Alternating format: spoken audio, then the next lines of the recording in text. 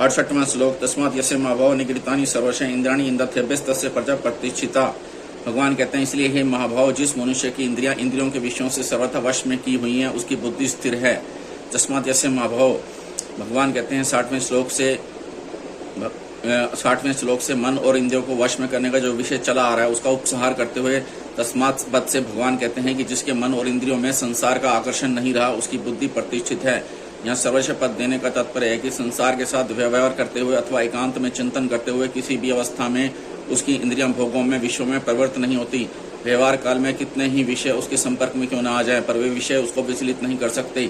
उसका मन भी इंद्रिय के साथ मिलकर उसकी बुद्धि को विचलित नहीं कर सकता। जैसे पहाड़ को कोई डिगा नहीं सकता, ऐसे ही उसकी बुद्धि में इतनी दृढ़ता आ जाती है कि उसको मन किसी भी अवस्था में डिगा नहीं सकता। कारण है कि उसके मन में विषयों का महत्व नहीं रहा। निगृहीतानि का तात्पर्य है कि इंद्रियां विषयों से पूरी तरह वश में की हुई हैं, अर्थात विषयों में उसका लेश मात्र भी राग आसक्ति खिंचाव नहीं रहा। जैसे सांप के दांत निकाल दिए जाएं तो उसमें जहर नहीं रहता, वह किसी को काट भी लेता है तो उसका कोई असर नहीं पड़ता।